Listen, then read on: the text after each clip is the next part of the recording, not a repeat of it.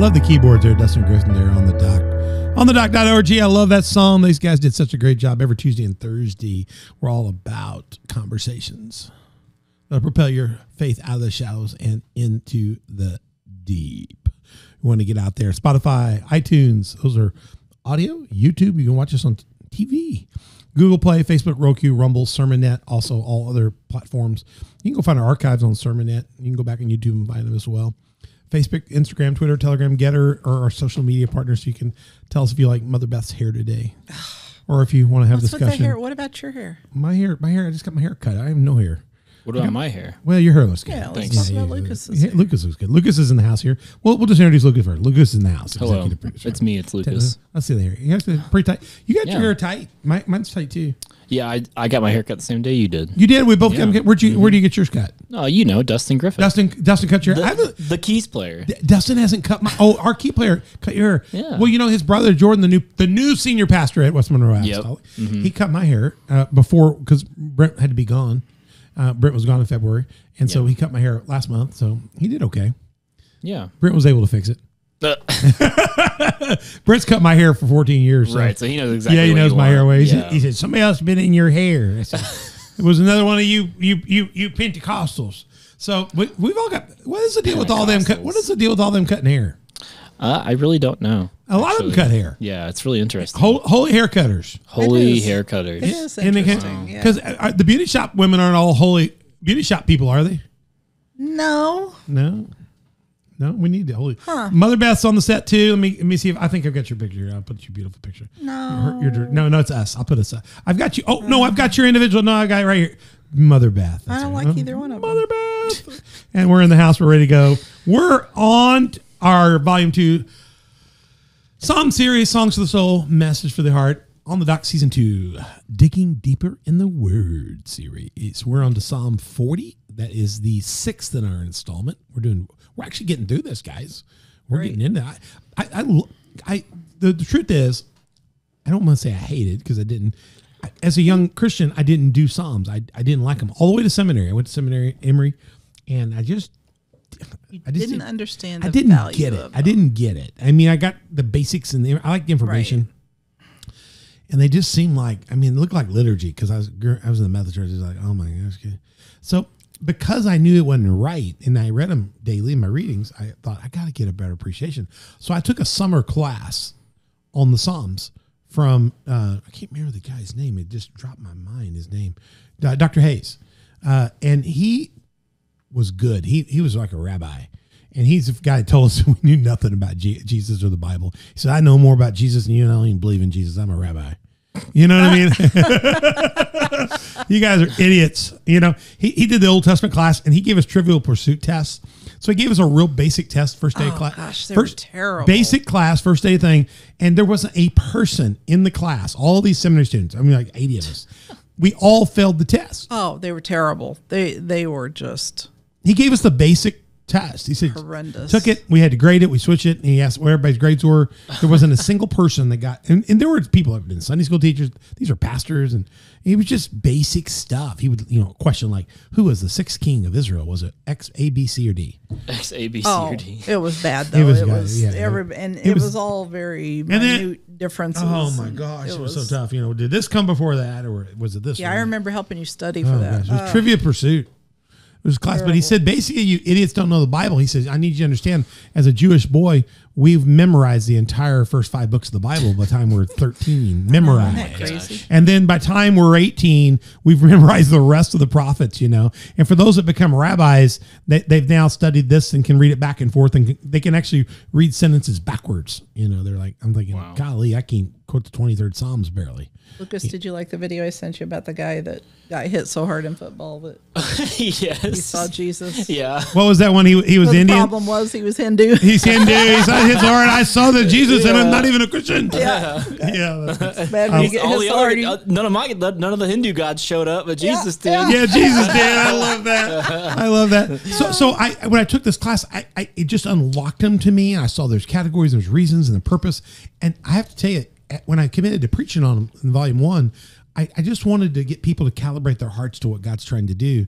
And the deeper I work to study, and not just to pass a test and to write on that class, but now to really get into the heart of David in it, I've just fallen in love with them at a whole new level. And then volume 2, and I haven't planned to do a volume 3, but there will be a volume 3 because I've got some other Psalms I'd like to do. And it's just, I think it's good. And I got thinking, maybe by the time this is done and my career's done and the Lord calls me home, I could have a volume 12 and I've covered most of them. So when we're done with this, we'll have done 10 plus 7. That's 17. There's 150 Psalms.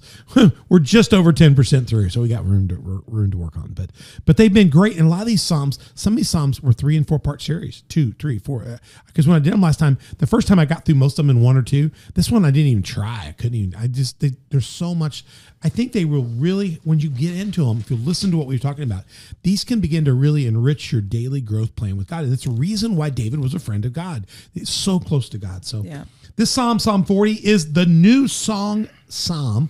Let's get into that new song. And it's Psalm 40. Let's start by reading it. It's a tongue twister.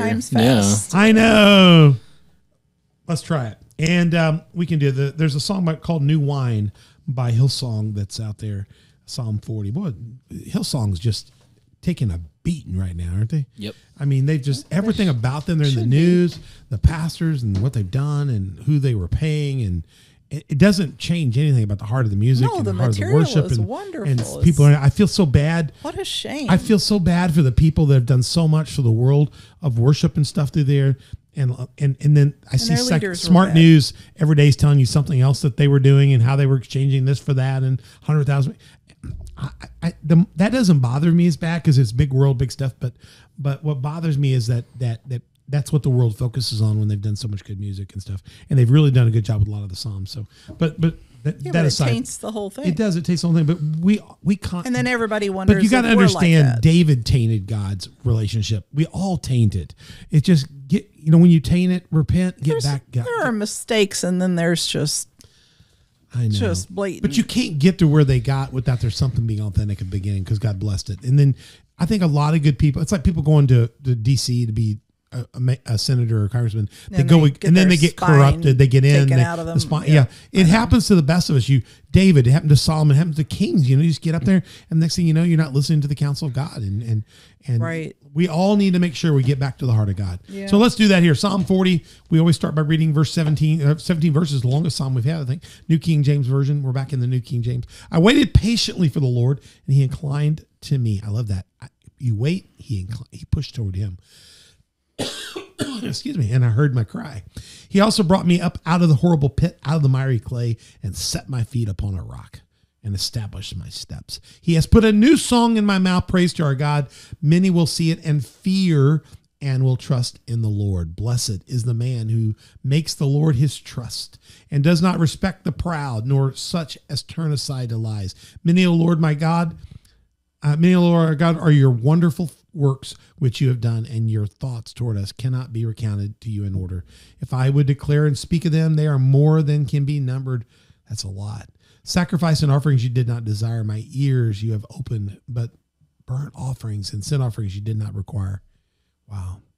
Then I said, behold, I come in the scroll of the book. It is written of me. I delight to do your will, oh my God, and your law is within my heart. I have proclaimed the good news of righteousness in the great assembly. Indeed, I do not restrain my lips. But let those lips go. I love that too. Oh, Lord, you yourself know I have not hidden your righteousness within my heart. We have a lot of people that hide it. Let it go. I have declared your faithfulness and your salvation. I have not concealed your loving kindness and your truth from the great assembly. Do not withhold your tender mercies from me, O Lord. Man, I love that. He's banked it out, and now he wants God to bank it back. Let your loving kindness and your truth continually preserve me, for innumerable evils have surrounded me. David's got a dark day here. My iniquities have overtaken me, so that I am not able to look up. They are more than the hairs of my head. Man, that's a lot. Therefore, my heart fails me. Be pleased, O Lord, to deliver me. O Lord, make haste to help me. Let them be ashamed and brought to mutual confusion who seek to destroy my life. Let them be driven backwards and brought to dishonor who wish me evil. Let them be confounded because of their shame who say to me, aha. It's basically Hebrew laughing. Let all those who seek you rejoice and be glad in you. Let such as love your salvation say continually, the Lord be magnified. But I am poor and needy, yet the Lord thinks upon me. You are my help and my deliverer. Do not delay, oh my God. That aha, you see it a few times in scriptures. It's just the way they laughed at each other, and it was a scoffing laugh. I love how he says in the middle of his pain there, the Lord be magnified. He looks back to God. And don't delay, oh God. I need your help now. I think we've all probably been there. This is a different psalm for us. All the psalms we've done so far have been check yourself out, get ready to get with God, get planted in the stream, set your feet on the rock. You know, this one is I need a new song. A new song implies that the old song's not been working. Yeah. You've been in some stuff. You've been doing some stuff. You've got problems going on. This is a psalm that is some people say it's a Psalm of David. So let me declare that again. Yep. It's a weird psalm because it starts real thanksgiving, and then David tells you all the garbage going on in his life. And then in the end, he kind of, despite the garbage, says, Lord, be magnified. And Lord, can you take care of this? You know, so it starts off cool. It gets very sad.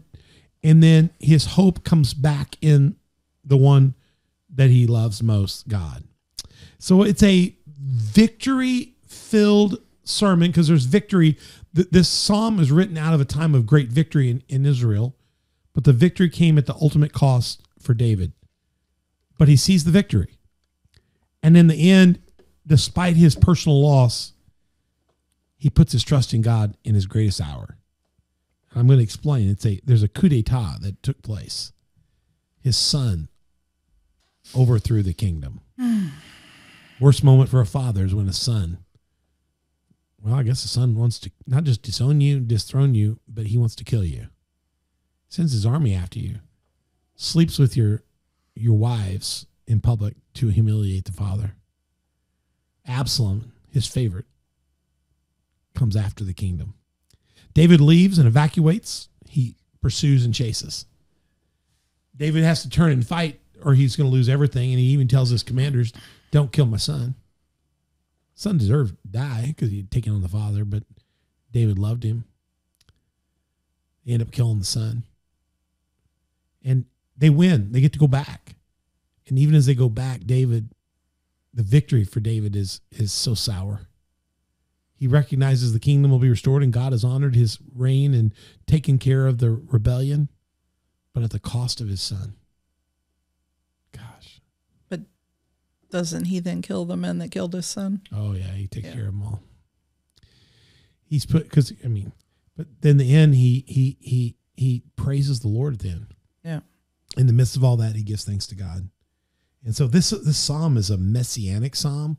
Some call it messianic, meaning not only does it talk about David's pain, but it also helps us feel the pain of God for what he's going to lose for us. Yeah. But then the victory that's gained on the other day. So a lot of people say there's a whole messianic side to this. I see that and I believe that, and I believe that we can celebrate it like that. But you got to celebrate this in the light of the fact that it's David being overthrown, trusting God in his fleeing, worst day of his life. But because of his ultimate trust in God and doing the right thing, God fought the battle for him. It doesn't turn out the way he wanted, but the people are restored. And he's back. And the ark comes, the temple, the ark, the presence of God comes back to Israel. And yes, the mark of a son being gone is there. But David is still able to say, his mercy endures. Mm-hmm. We all face these moments. I mean, and so you can take the messianic and go see where this is a precursor to seeing that Jesus will come and die and all this. But I think you can lay this on top of that and go, David experienced what God experienced in Christ Jesus, and there's a parallel. So I buy that. But I don't think we're given this psalm as a prophet to that, although prophetically I think you can connect it to that. So there's one of the first things, a lot of people fight about whether this psalm is a prophetic messianic psalm pre-telling the whole thing about, the crucifixion and the son of David being restored and all that. Even if the New Testament, the reason they say that is because in Hebrews, I'll show you this real quick. I just to give a reference point. I do want to go on this. In Hebrews 10, verse 5, therefore, when he came into the world, he said, sacrifice and offerings you did not desire, but a body you have prepared for me. In burnt offerings and sacrifice for sin, you had no pleasure. Then I said, behold, I have come. In the volume of the book it is written of me to do your will, O God. Okay. And then previously saying, repeats it again, burnt offerings and offerings you did not desire. Then he said, behold, so you see it, it's literally repeated. That text is the same text here in Psalm that we just read. Sacrifice and offerings you did not desire. My ears you haven't opened, burnt offerings. Not Paul, but Paul, some people think Paul wrote Hebrews, but I don't.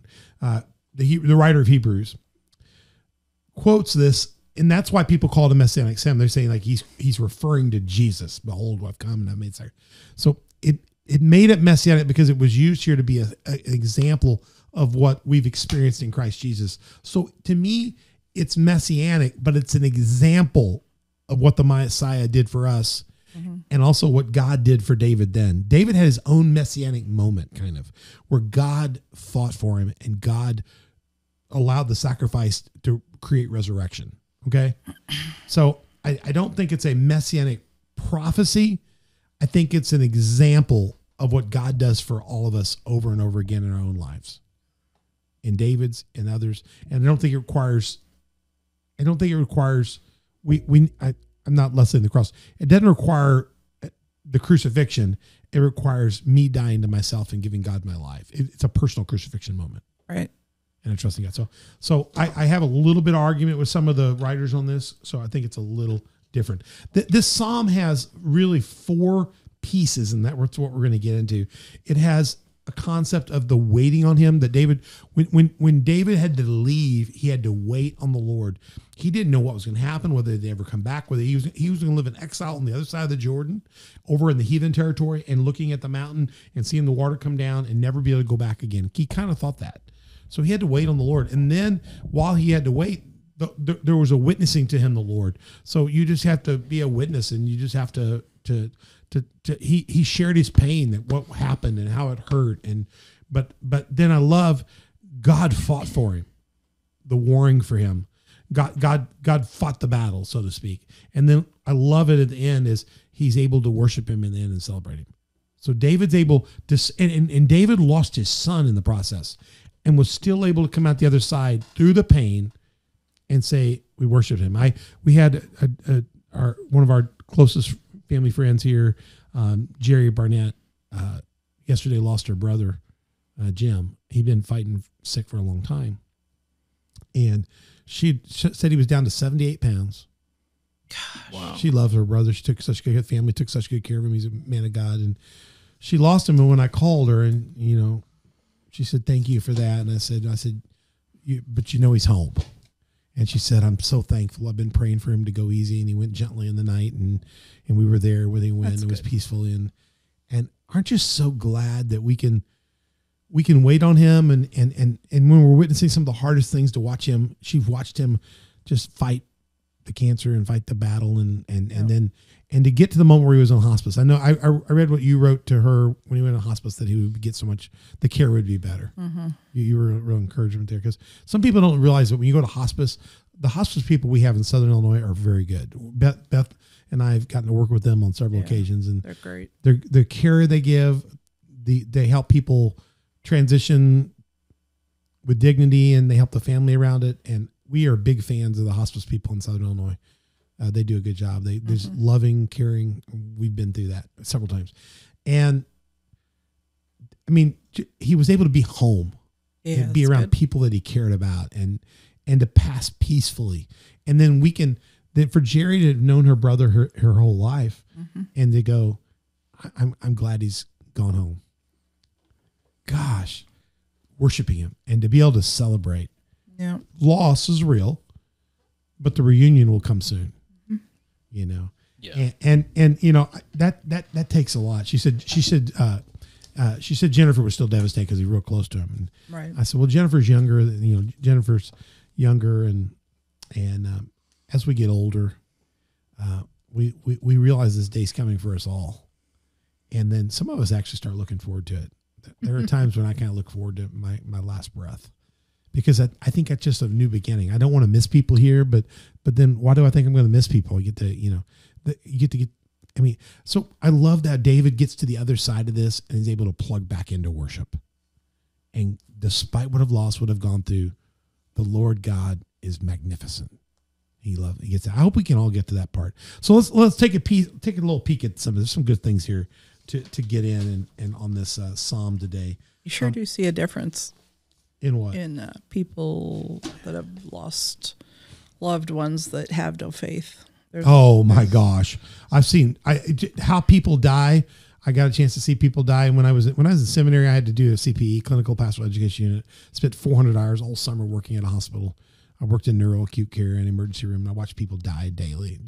People in ICU die, neuroacute care, brain traumas, brain strokes, electrocuted, you name it, they died. And I watched people come in trauma and die, and some lived and some died, and some lived that should have lived, and some died that shouldn't have died. And you watch how people die. And the one thing I saw differently was when people had Christian faith. Christian faith. I'm not talking about just some faith. They died differently and more peacefully. Even when it was too young of a person dying, you could see that there was a release. And I hate to call it sweet release, but there was a sweet release in the sense that people go, this is over and it's just beginning. And despite their pain, they get handed off. So I saw that over and over again. I saw people die that were Buddhist and how they died, panicked, and knowing it was really over. And at best they would come back to do the right again. I don't want to come back and do the right again. I don't want to come back as an ant or a buffalo or something different. I just want to be with God. I don't want to do this again. I did this, been there, done that, got the shirt, So you're right. Waiting on him is the key. So let's look at David. Psalm 40. I waited patiently for the Lord. He inclined to me, heard my heart, heard my cry, brought me out of the horrible pit. He was in this pit, out of the miry clay, the muck, the mud. Set my feet on a rock and established my steps. He put a new song in my mouth. He just lost his son. He's going to get the old song didn't work. He had to leave. He's going to get it. On the other side, he's going to get a new song. So just because you think your song has been sung, what if God just gave you a new song? That's why the importance of getting with God daily and having a relationship with God. Maybe this song ends and, gosh, can you imagine if you just had the same song always going on, always? Right now in our house, we've been playing some of the same songs a lot, but we'll find a new one. So it was, we like a song to change eventually. Yeah. But God's got other songs out there for you. Praise to our God. I remember when Beth liked you like that water song. You bugged Ben about doing the flood song. Yes. It's a great song. Yeah, I know. And he finally did it, and now we don't do it anymore. And then he did it once. Now we want him to do Show Me Your Face and that. No, he can't do that. He can't do that. I don't want him to do that. You don't want him to run that song. No. And then we used to like Revelation song. I haven't heard the Revelation song. I like to hear I kind of like to hear it. I kind of like to hear Revelation song again. Like the song I would like. I'd hear they did Yahweh. We used to do Yahweh a lot. I loved it, and they've done Yahweh. Yeah. They just got to figure out how to get the African drums in it. It's not to me. It's an African song, but what I'd like to hear again, I just lost what I would like to hear again. Golly, I had a song one day. What a friend of God, not the disco version. I want to hear the old I Am a Friend of God. Mm. I just miss that song. I'd like to hear that song. You like that one? Yeah. Hop on the Bus. I knew that was next. That's the other one. I love that Vineyard. I've got it. Hop on the Bus. I love that. Shout to the Lord was it? No, I like that Hop on the Bus. It's got that dig. It's got that bluesy dig in it. And so I'd like to hear that one more time. So maybe I'll put that on. We used to have t-shirts? Yeah, we did. We had Friend of God t-shirts. Yeah, I think what we'll do is we'll have my 15th year. They didn't celebrate my 10th year because COVID happened or something like that. Maybe I could demand like Troy's favorite month of songs, and I could give him a list and say, "Yeah, learn these. Yeah, learn these. This is yeah. All right. So the first thing we got to do is we've really got to wait. Let me see if I gotta get over to the right section of my slides. I'm just I'm out of whack, guys. Here Hop on the Bus goes with. You have to play it with Big House. Yeah, big house. Yeah.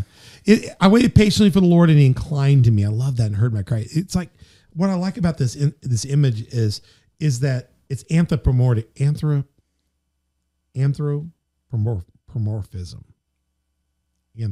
It's God. It's an image of God.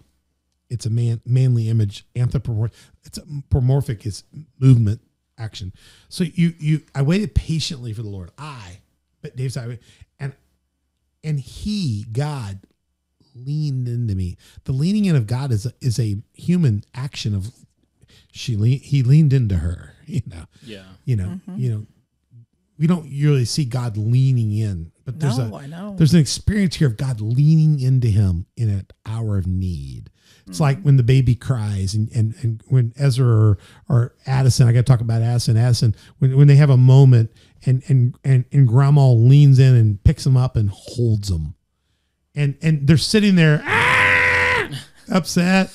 And then you lean in and you grab them up and you pull them into your bosom and say, here, baby, it's okay. Grandma's got you. That's what he's saying here. Yeah. He waited patiently on the Lord. He was just like, patiently here means I'm sitting here and shutting my mouth. I don't know what in the world's happened here. Yeah. And then the Lord reaches down and hugs you.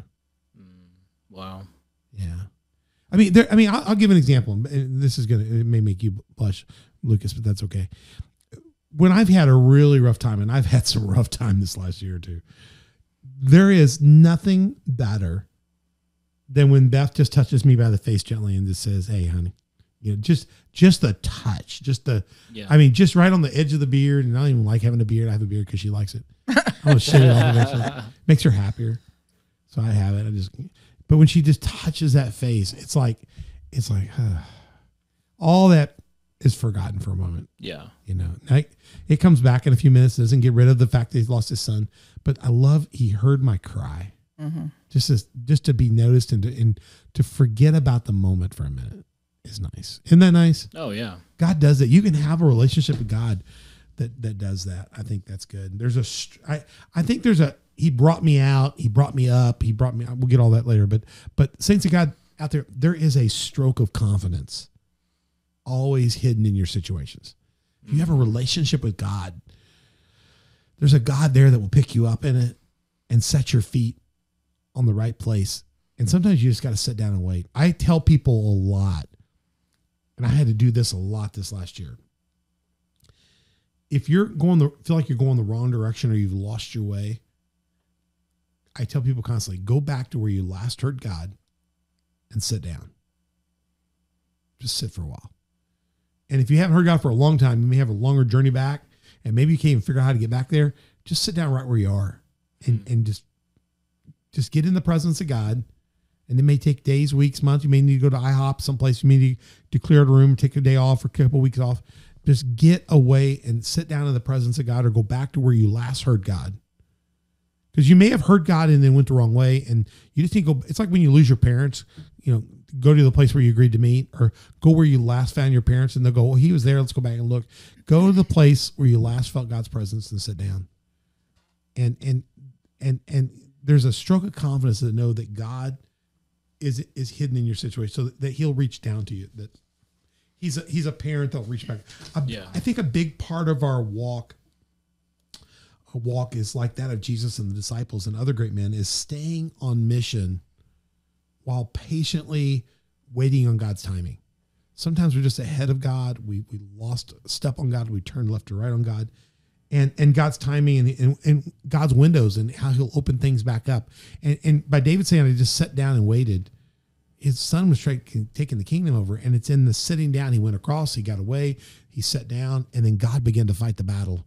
The son listened to bad counsel eventually, brought the army out, got the army destroyed basically. And the next thing you know, the son's killed, bad battle decision. He didn't want him killed, but he was killed, bad battle decision again.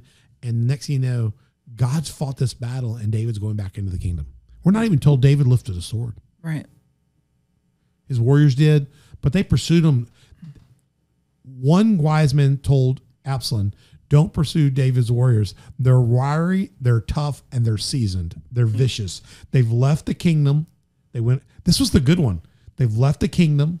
He sent one guy back. He said, go back and be an advisor and put things in his ear. And the guy gave him good advice. He said, don't follow him. They're seasoned. They're wiry. Just let them go. And David would have just gone. David would have stayed on the other side, finished his life out. Absalom could have had the kingdom. But then the other advisor said, no, you must pursue him to show that you're more man than David is, and go sleep with his wives, and then follow him down and pursue him. And then next thing Absalom's like, yeah, I'm going to kill him, And he takes his troops down, and the guy that was trying to set him up, actually set him up by getting him to follow the young punks. And next thing you know, he's chasing his dad's warriors. And his dad warrior says, "You've come down into the valley and where we know the field and we know the caves. We got you exactly where we want you." They knew that area. They had run from Saul. All his greatest warriors had run through and hidden those areas from Saul for years. They knew every nook and cranny. Yep.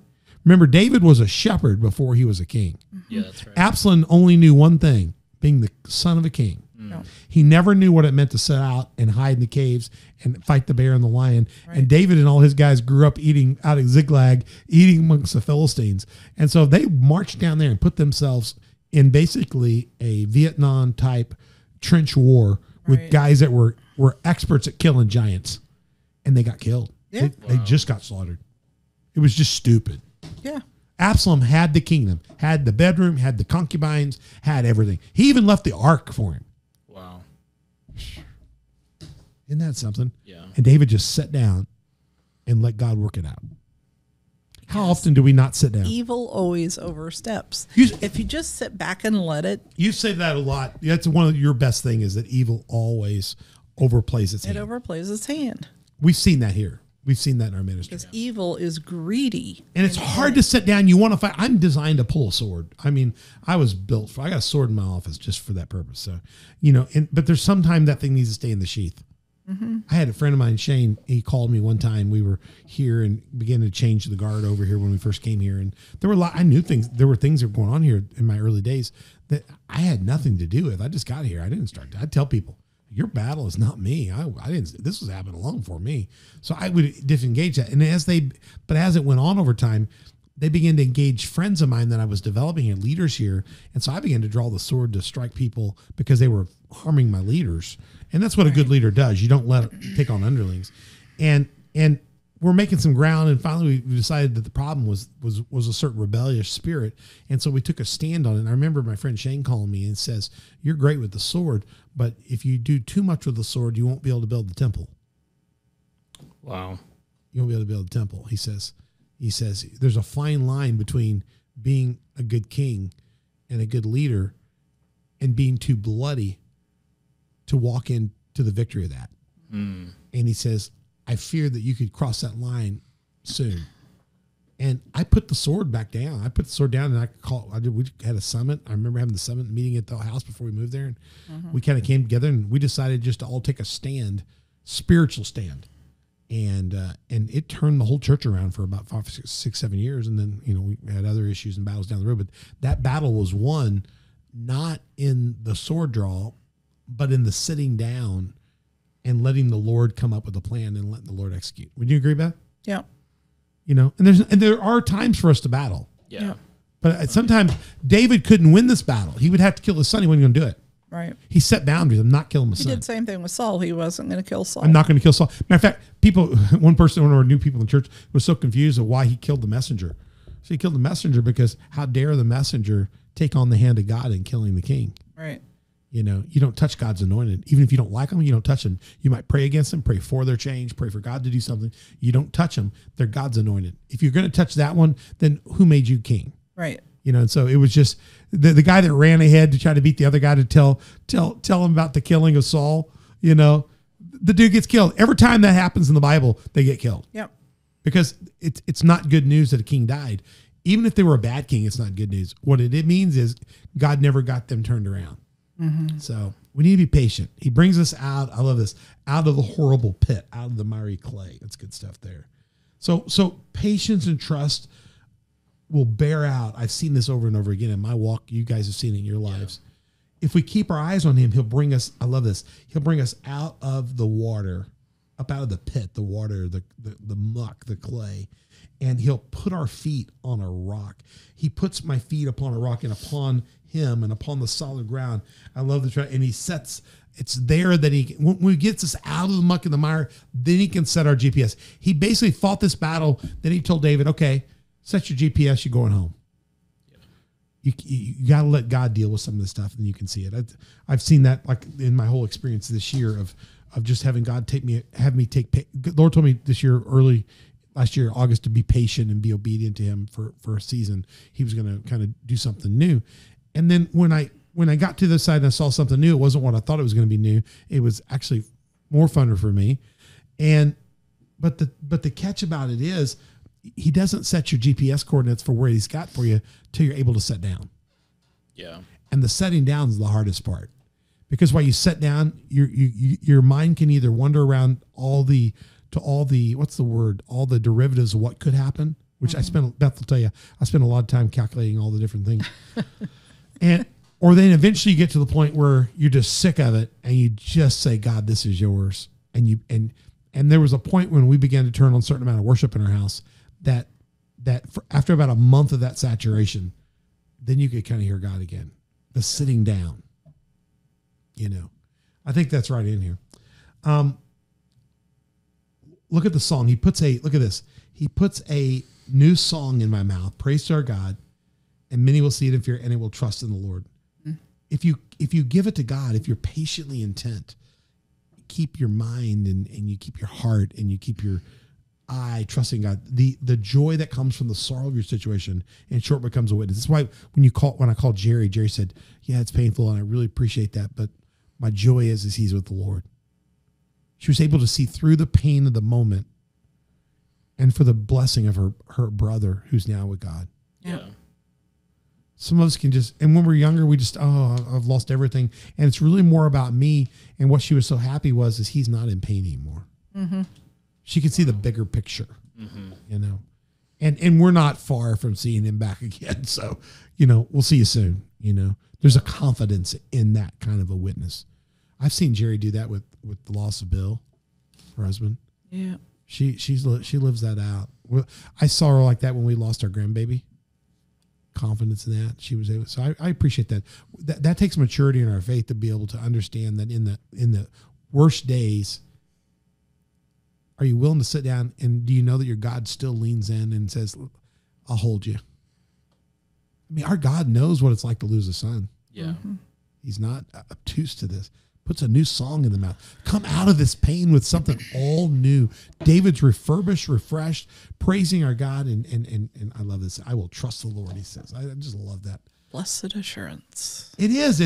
And I think the word that comes from me is that waiting on God. I think when you wait on God, it shows the glory and honor of God in your life. Mm-hmm. When you really, I was thinking if I had a graphic to that, but I don't see it here. Yeah, I was going to say most things for me at least, that I get confirmation from, or, I don't know, real vision and real, clear communication with God is always in the secret place. Yes. Always in quiet time. Like, I mean, on Sundays, it'll be every once in a while, sure. But man, it's 90% of the time in the secret place. Waiting on God shows that you give God the glory and the honor in your life, and it's there that he lets you open the present. Yeah. I mean, yesterday I was here by myself. I couldn't get hold of my wife because she'd already gone to see the grandbaby. And I got the email about my student loan being forgiven. I know it's a PSFL program, and I know it's the government's program. And I sat there and I clicked on that thing that popped up, and I just wept and thank God. Mm-hmm. It's not that's I started getting those loans when I went to seminary in I guess that would be 89. That's a long time.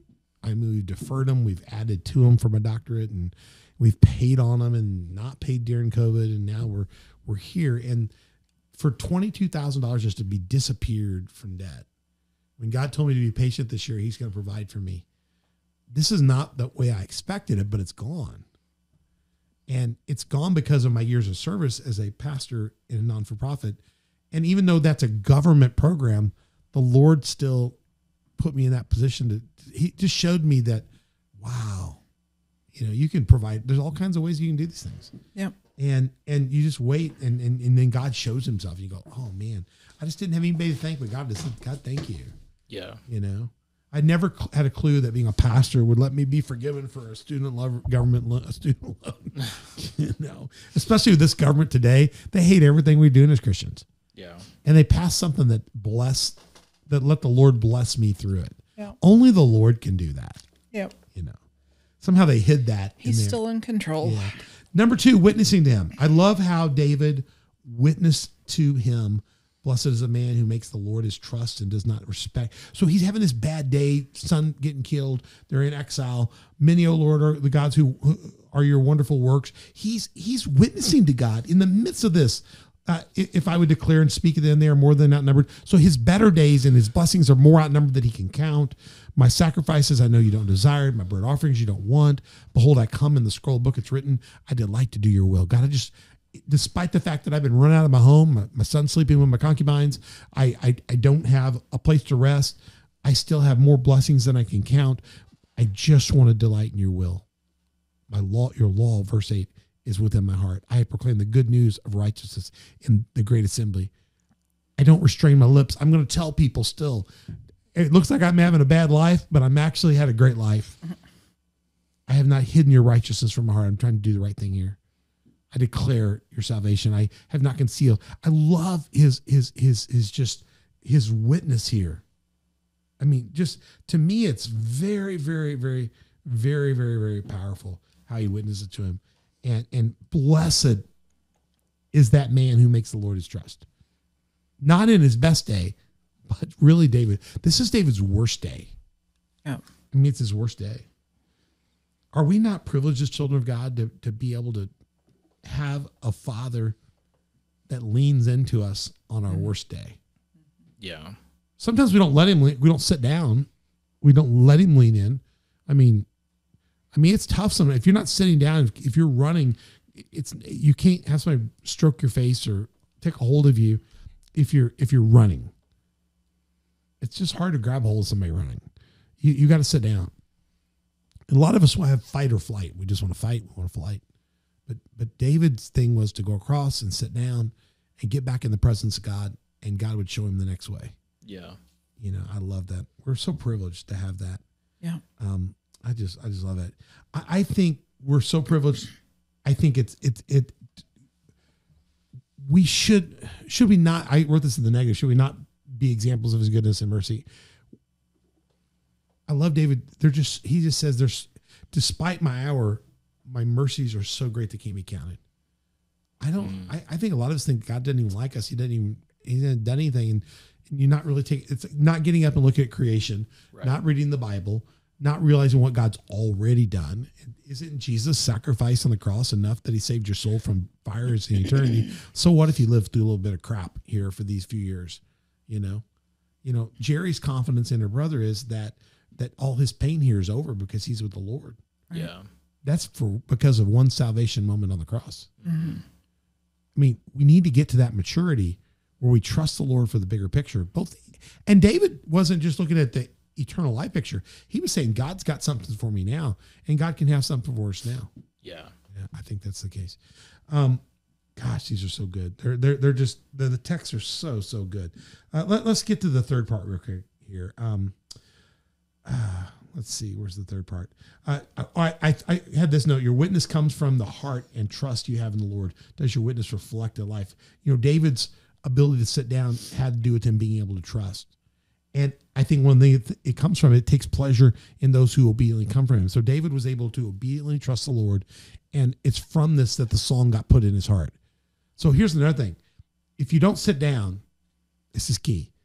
You cannot be inclined to wait on the Lord a little bit and let the Lord minister to you. Okay. Yeah. So the Lord's reaching in and ministering like a mother would for a child, like a father would comfort his son. You also can't get a new song put in if you don't sit down and get a chance to hear and learn the song. Mm-hmm. You've got to stop the former music and listen for something new. Yeah. It's almost like, for me to get a new song on my phone here, I have to download it and find a place for it and then play it. To get for God to give us a new order, we have to sit down and download it. Might have to clear some space. Yeah. Your best phone, you got to clear some space. And then you got to download it, and then you can play it. And to be honest, you got to play. Sometimes you don't know the song. I don't know this tune. It's kind of catchy. But about the third or fourth time, you got it. And then it's like, during the hardest part of this time, when I was transitioning out of trying to figure out all the solution, it was when I found the song "Show Me Your Face." Mm. What was the girl's name that does that? Stephanie Gretzinger. Gretzinger, so good. And I heard that coming out of it. God was showing me the way. And then when I heard that song, there's a part when she kicks it up just a little bit and then just cries out to God. And then I realized that, God, I don't really care about the answer to this problem I'm in. I just want to see your face. Yeah. When that changed something, it all of a sudden came around and God says, finally, you just want to see me. I've got some stuff for you, Troy. I've been waiting on you to just get turned around. You just couldn't see what it was because you were on my backside, and now you're looking at me face to face. And I got a surprise for you. I've just been waiting. God leans in and goes, here's what I got.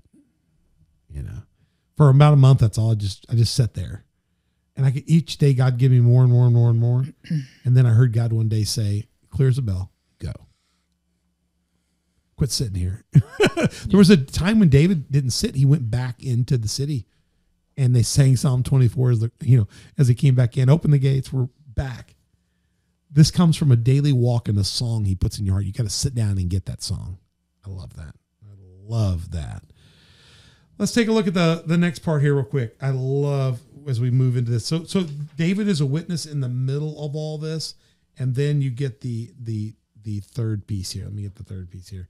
You get the warring. When you sit down, God begins to fight those things. I think David sits down, he gets patient. God leans in and says, I got you, son. I'll take care of this. Gosh, the son had to die. Yep. He didn't want him to die, but he had to die. God knew he had to die. He did. The son had to die in our lives. He had to die. We wouldn't have wanted Jesus to die, but he had to die. No. Yeah. Things have to happen. The warring for him. Do not withhold the tender mercies. Your truth continues to preserve me. Your innumerable evils have surrounded me. My iniquities of his own sin has overtaken him. So that he created this son that took him over because he didn't raise him up in the way he should have. And he got selfish and David didn't spend enough time with his sons. All right. They were raised by wicked women and wicked moms and women that followed other things and by guys who talked him into power and took wrong counsel.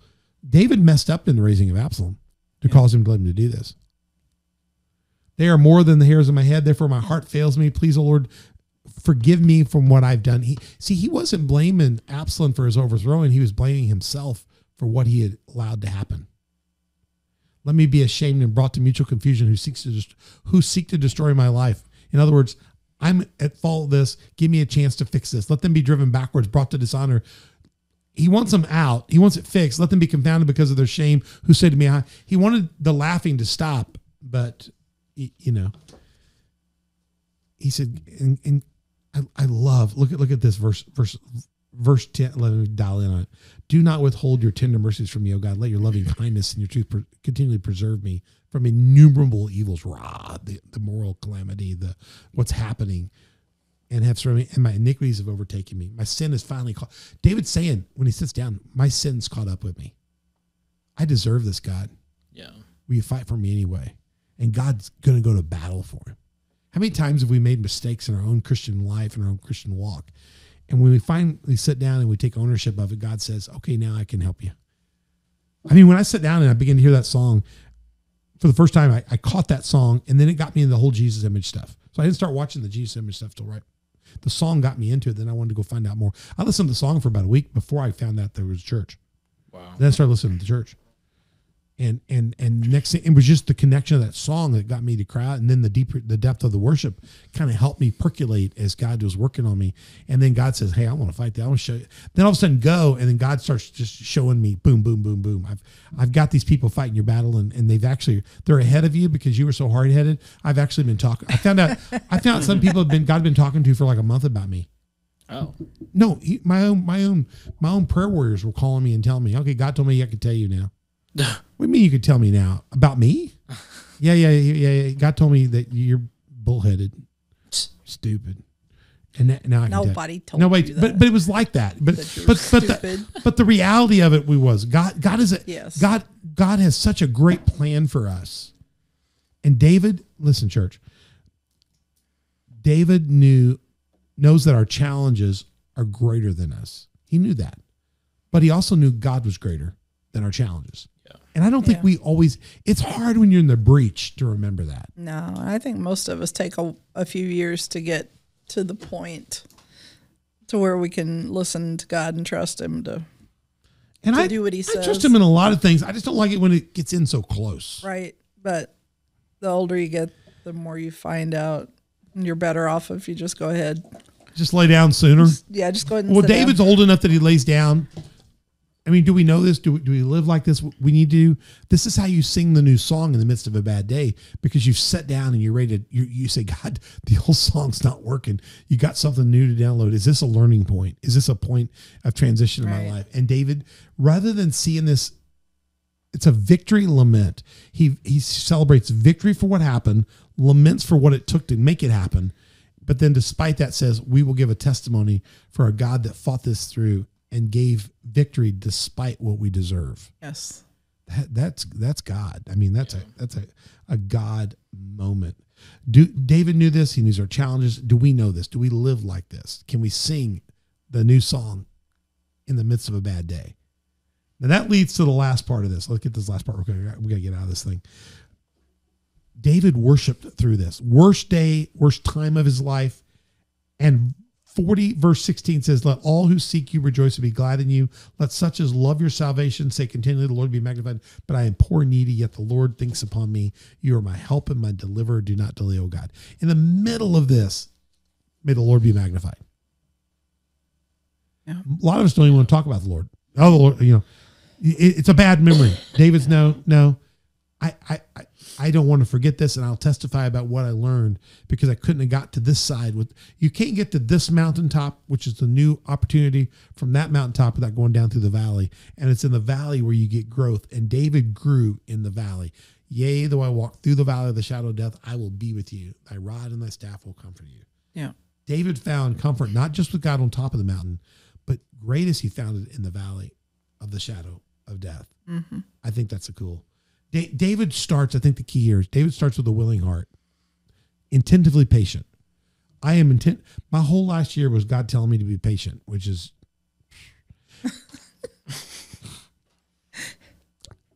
your greatest fear. My greatest fear. And it helped finally when I could get patient, it helped me. I'm not completely there. I'm working on it. He still understands, but I'm amazed by what my patience accomplished.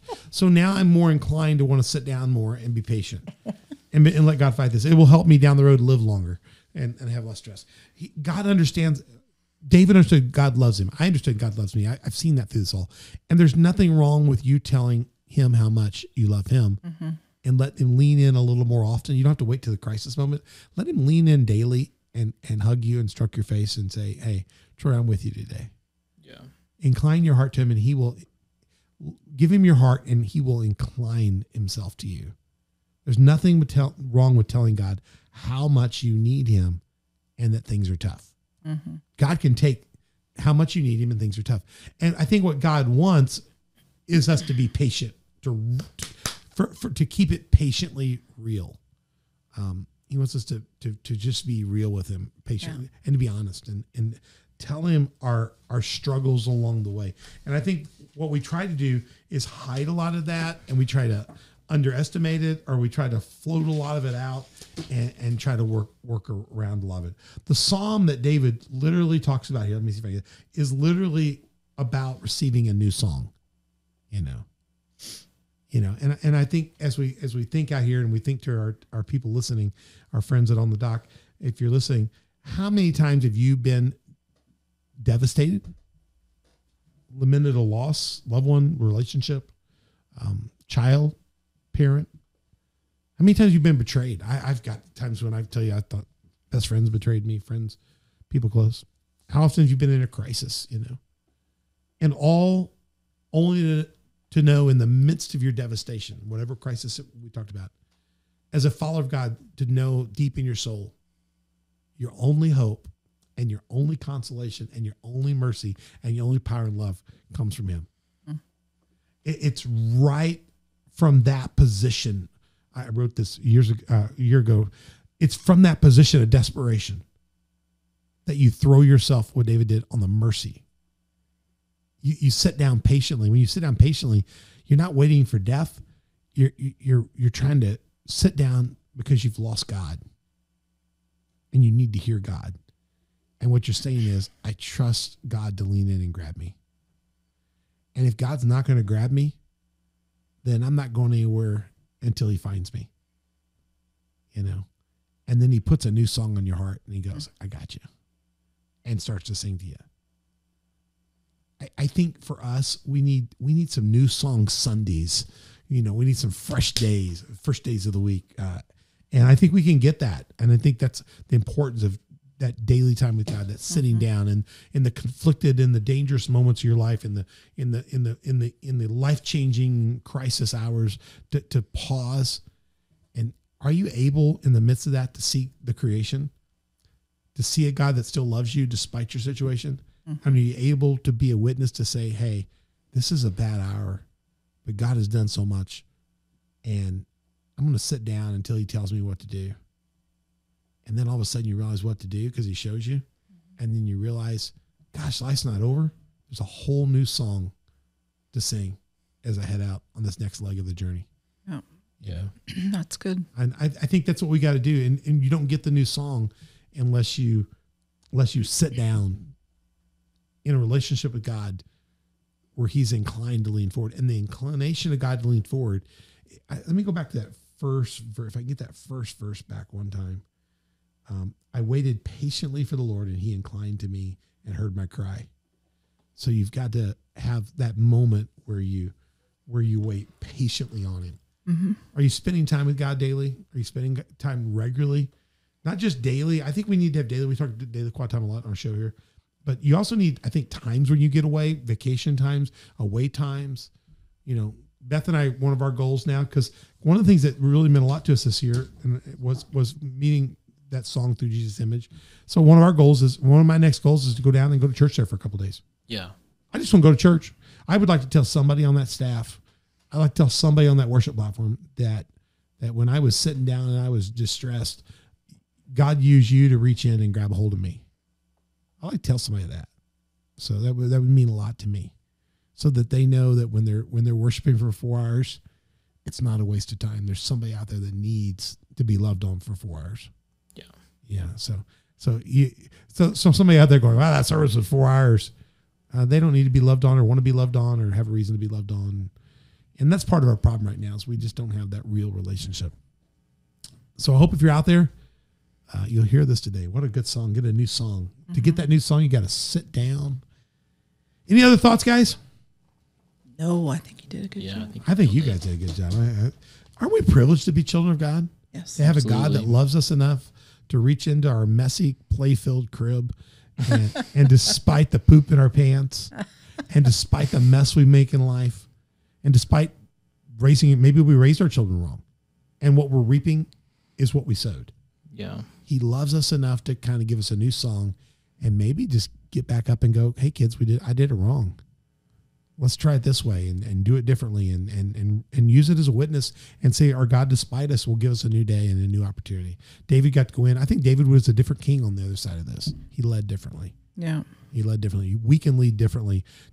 The wounds that take us out and the time with God in between can actually make us stronger on the other side. If you look at trees that go through storms and floods, those years lead to growth strength that make the tree a greater tree down the road. Mm-hmm. When you go down to Florida and you see these trees in these hurricane zones that are the size wider than this one, even these big live oaks, and you go, man, that's still standing. And it's been through, you just start naming the hurricanes.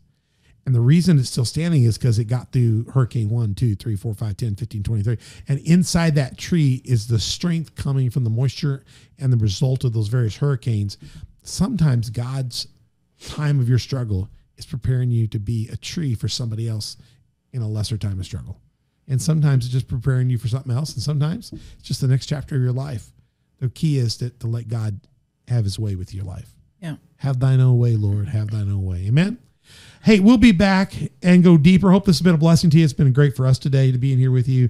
Thank you, Mother Beth and Lucas. And I'm going to see if I can find it. It's been great. We'll be back for part 7, Psalm 42, Thirsty for God. We're going to get all filled up. We're going to have a lot to drink in that Psalm 7. So don't miss that on thedoc.org. Check us out. All of these. Go back and listen to all of these podcasts. Share them with other people. Info at onthedoc.org is our email for more questions. You can find these on. If you just want to find out what Mother Beth's hair looks like, get off Spotify and iTunes, go to YouTube, go to Facebook, go to Sermonette, Rumble, look at it that way. Or just don't look at us. Go to Google Play and go to Spotify and iTunes. Facebook, Instagram, Twitter, Telegram, Getter. We'd love to hear about your stories. Tell us a story about where you sat down and where God really did a work. You could all of a sudden get a new song. We'd like to hear what that new song is. Give us some testimony about that. Hit subscribe, like, notify. Tell us about this and share this with other people. We'd love to have more people on our account. And go to my Patreon and become one of our partners or sponsors. We'd love to have you as a part of our program on the dock. We can use you. And always go to church if you can. If you not have a church in your area, you can join us online at coftv.com.